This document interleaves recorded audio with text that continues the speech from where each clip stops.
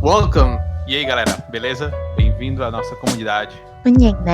Welcome to our community. Joseph, we're going live in a couple of minutes, man. What are these people thinking?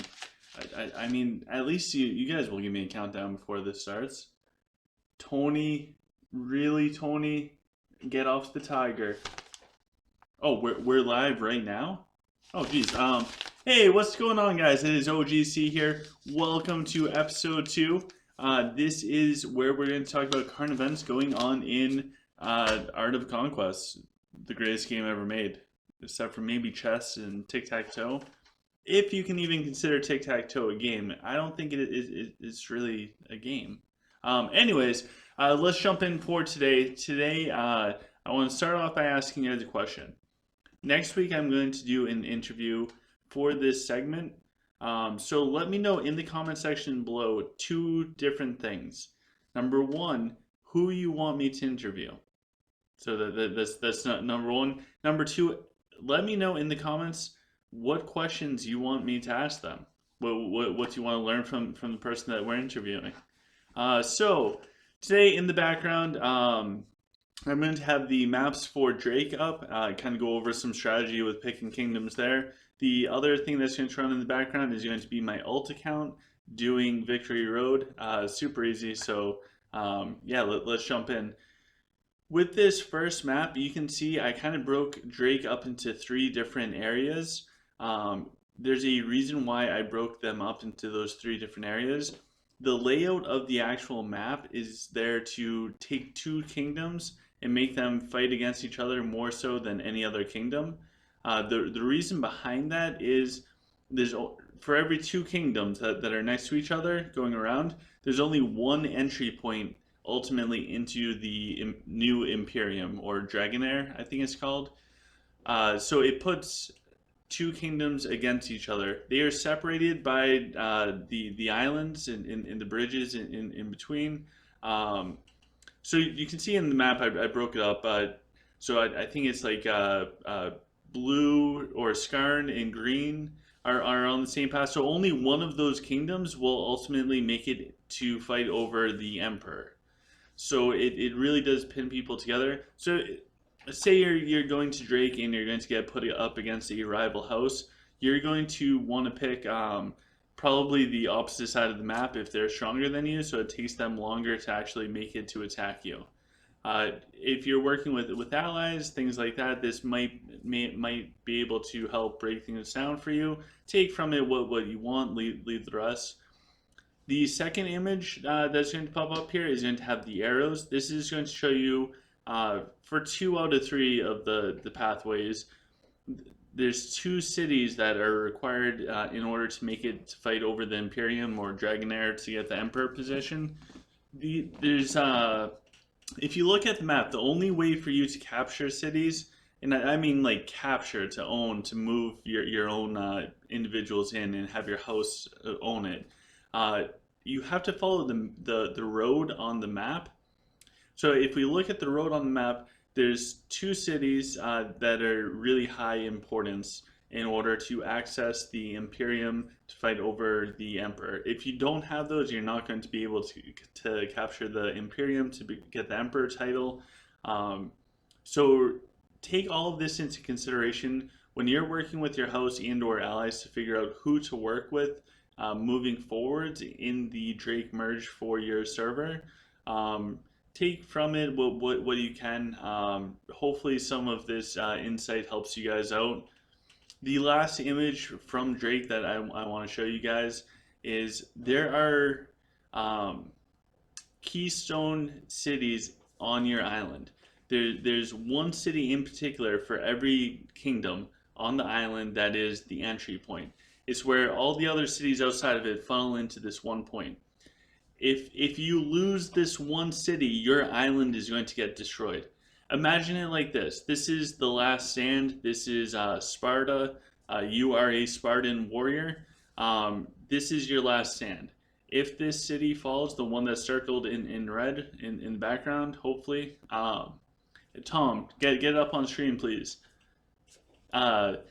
If that city falls, the enemy will be able to flood into your island and your kingdom is going to lose out on pretty much all of the positions for your kingdom. I would put the biggest priority upon first going to Drake on capturing this city. You want a strong house and to have it fortified. Probably a month after after you merge, you'll really want to work on fortifying it, and as the enemy presses forwards. Again, it's going to be your last stand place if your kingdom is collapsing. But the reason why I put this so high on the priority list is there's a very unfair mechanic in the game right now, and that's the mist. So as you can see from this image, there's still 22 days until we can attack this city. And we've been on Drake for like 2 weeks now. So in total, we're talking like 30 to 40 days that this city is stuck under mist. So the people right next to you, or I'll put it on me, the people in green that's right next to us because we're in Skarn, they can come and attack us, plunder our resources, and then they can hide in this city. Now we can't revenge them because they're not in the capital and they're not in any city that we can attack. So they're essentially, their stronghold, their garrison, their resources are completely safe for 30 to 40 days. When you move to a server, this is a vital city to capture for your house. It is vital because you can move people there so that they cannot be revenge siege, so that they can rebuild. If you have weaker players and or alts, this is a great place to put people. This city, it's silly that the mist lasts for so long. I totally understand why they don't want the kingdoms to fully collapse within the first month. I get that. But having the mist there with us not being able to revenge attack, it's a horrible and very toxic element for the Drake merge, and I think it does a big disservice to Drake overall and takes away from some of the really good portions of Drake. So if I merge, which we just did in my house in 1188, we just merged earlier today. This city is the utmost important city for us to capture within the first week of being on Drake. But anyways, let's move on to the other issue that's arising in Drake. When you go and or before you go, make sure that the instructions for what kingdom you're going to are crystal clear. I mean, make it so that there's no possible way somebody can mix up anything. So for server 1188, so I don't mean my guinea pig server 43 that I'm on right now. I mean server 1188, which just went today. If I need to kingdom migration because I made the wrong color selection for the merge, it's going to take me 36 days. 36 days. Think about that, guys. That's a long time. That's well over a month. So if you're the unlucky individual that didn't read house chat, that didn't read the at all messages in house, didn't read the private messages on what kingdom to go to, I really don't know what to tell you. You're going to have a really interesting gaming experience for the next 36 days. I think Lilith should fix this and drastically lower it, but I also think that they should allow server transfers. That's not really a popular opinion. It just happens to be mine. But what that means is you have to pay attention to your leadership in your house and go to the right kingdom when you go to Drake. You do not want to make that mistake. I think we got like 100 people in our house, and maybe 2% of them went to the wrong color. They said that it wasn't specified as to what color. It was spammed. It was spammed like no tomorrow. So if you make that mistake because you didn't pay attention, it's all on you. You chose that path. If you misclick because you're eating honey buns, which we covered last week, you don't want to eat honey buns while playing, then that sucks. I'm sorry. You're going to have a long 36 days.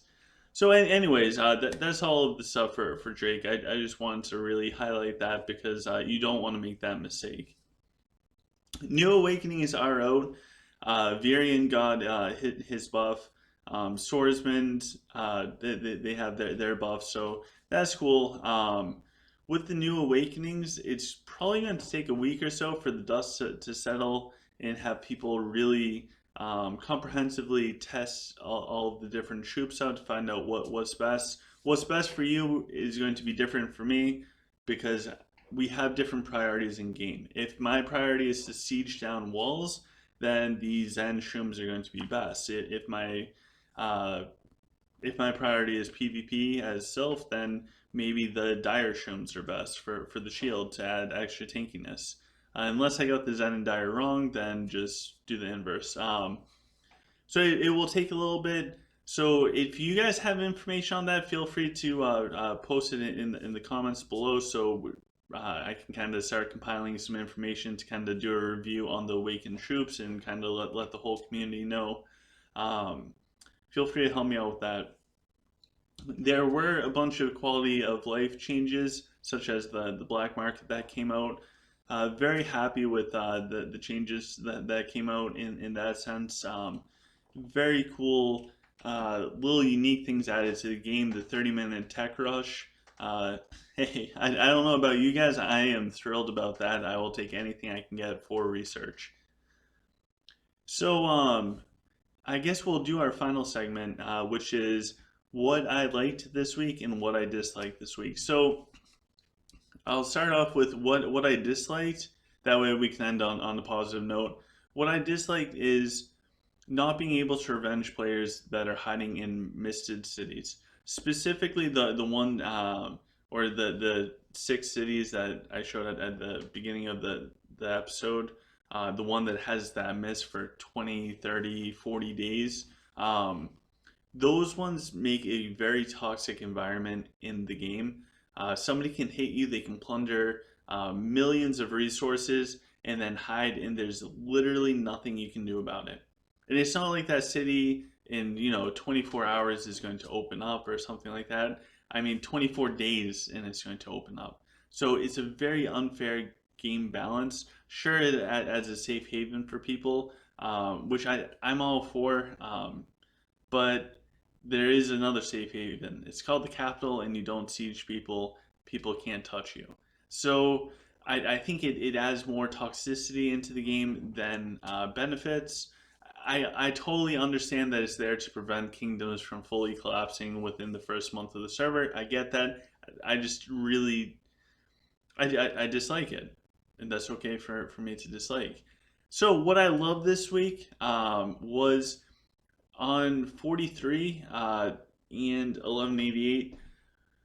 For Drake, they increased the speed that you can capture cities. So today I was on, I can't really do too much on 1188. It's a turtle ult that I have there that's currently running mech tank dwarfs.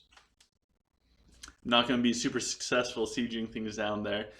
So watching everything unfold, the cities are releasing a lot faster on Drake. It looks like it's a 12-hour cooldown between cities for the island at least. Of course it will slow down, but it's definitely far faster than when I originally went there on 43. So I'm glad that Lilith listened to the player base and made some changes on Drake to make it so that we can capture the cities and kind of get through that super boring stage of Drake a little bit faster, because it gets boring real quick when you have days that you can't PvP, you can't do siege outside of a designated time. So I'm really happy that Lilith listened to the player base and made some changes there. So for next week, we will do an interview with a member of the community. Let me know in the comment section below who you want to see in that interview. Let me know the questions that you want me to ask them. Also, if you have information from your personal testings on Awaken troops, also please put that in the comment sections. Please make it somewhat comprehensive. Your opinions on it are awesome and wanted, but I also want to see the factual difference in things. So please also include that information.